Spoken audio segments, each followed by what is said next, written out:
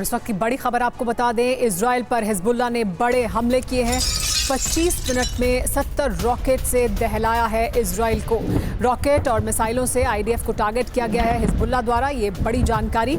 25 minute में 70 rocket से Hezbollah ने इजराइल पर हमला किया।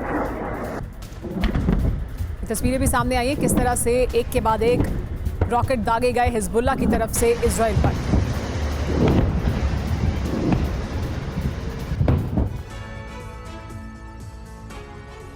आपको बताते हैं कि हिजबुल्लाह किस तरह इजराइल पर पलटवार कर रहा है। आईडीएफ पर हिजबुल्लाह ने पलटवार किया है। हिजबुल्लाह लड़ाकों ने इजराइल में घुसपैठ की है। इजराइल के गलील इलाके में हिजबुल्लाह लड़ाकों ने घुसपैठ की है। इजरायली सेना हिजबुल्लाह लड़ाकों का पता लगा रही है। लेबनानी बॉर्डर पर भी हिजबुल्लाह अपना मोर्चा ले रहा है। मौका मिलने पर इजरायली सेना पर टारगेट कर रहा है हिजबुल्लाह। एक और बड़ी जानकारी आपको बता दें, लेबनान सीरिया बॉर्डर पर भी बड़ा हमला हुआ है। इजराइल के लड़ाकू विमानों ने यहां मिसाइल गिराई है। लेबनान सीरिया हाईवे पूरी तरह से तबाह हो गया है। मिसाइल अटैक से हाईवे पर बड़ा गड्ढा बना है। हाईवे पर फिलहाल ट्रैफिक को रोक दिया गया है।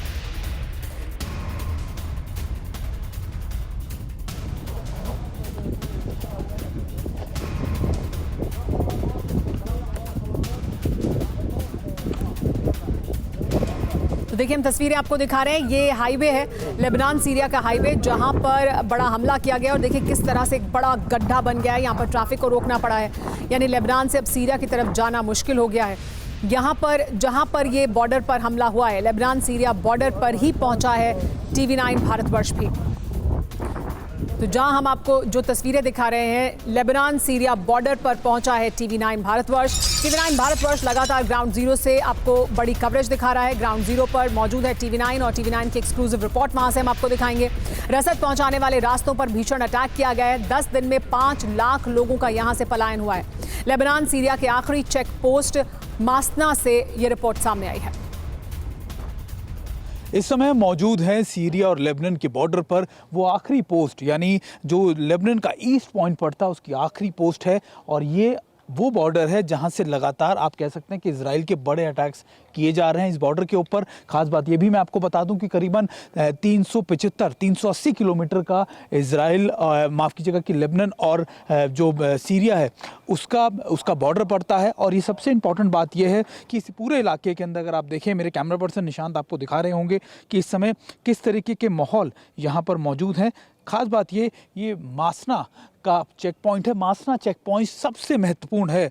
मैं पिछले 10 दिनों में करीबन 5 से 6 लाख जो लोग हैं इसी बॉर्डर से सीरिया की तरफ जा चुके हैं 10 दिनों के अंदर। और आपको बता दूं, ये पूरे ईस्ट के अंदर एकमात्र ऐसा चेक पोस्ट है जहां से सबसे ज़्यादा लोग, सबसे ज़्यादा साजो सामान जाता है। 5 और हैं लेकिन वो नॉर्दर्न पार्ट्स में है, वहाँ से लोगों की मूवमेंट ना के बराबर होती है। सबसे ज़्यादा इंपॉर्टेंट या सबसे ज़्यादा स्ट्रैटेजिकली यही है क्योंकि यहाँ से लेबनान पहुँचना बहुत आसान होता है, ज़्यादा दूरी नहीं होती। नॉर्थ पार्ट से, नॉर्थ लेबनान से लेबनान के दूसरे इलाकों में यानी सीरिया से उस इलाके में पहुँचना बहुत मुश्किल होता है। मासना मैं आपको बता रहा था कि सबसे इंपॉर्टेंट चेक पॉइंट है, लेकिन अभी इसको थोड़ा सा आप देखें कुछ सील कर दिया गया है। आपको यहाँ पे दिखेगा कि अभी चेक पोस्ट पर थोड़ी चीज़ें बंद कर दी गई हैं। और ये इसलिए भी इंपॉर्टेंट है क्योंकि इन बॉर्डर्स में जो मैं आपको दिखा रहा हूँ, मेरे पीछे जो आप ये देखें, निशांत जरा कैमरा दिखाइए। और इस पूरे इलाके के अंदर सबसे ज़्यादा सीरिया के अटैक किए इजराइल के अटैक किए जा रहे हैं। इजराइल इन्हीं इलाकों में गाड़ियों पर अटैक कर रहा है। इजराइल का ये मानना है कि इन्हीं इलाकों से होकर खास तौर पर जो हिजबुल्लाह के कमांडर्स हैं वो सीरिया के अंदर जा रहे हैं। वो वहाँ से रसद साजो सामान लेकर आ रहे हैं, वो लगातार वहाँ से हथियार लेकर आ रहे हैं। और यही वजह है कि हिजबुल्लाह के इन इलाकों, हिजबुल्लाह के इस कमांडर्स को लगातार टारगेट किया जा रहा है। और ये सबसे इंपॉर्टेंट पॉइंट इसलिए भी है कि आप मानिए कि इजराइल का फोकस पूरा ये है कि वो किसी भी तरीके से जो रसद की लाइनें हैं, जो साजो सामान है हिजबुल्लाह को मिलता है, वो काट दे। और सीरिया सबसे इंपॉर्टेंट है क्योंकि सीरिया एकमात्र ऐसा देश है जो लेबनान से सीधे तौर पर लगता है, जहां से मूवमेंट बहुत आसान है। और यही वजह है कि इस रूट का इस्तेमाल लंबे समय से हिजबुल्लाह करता आया है।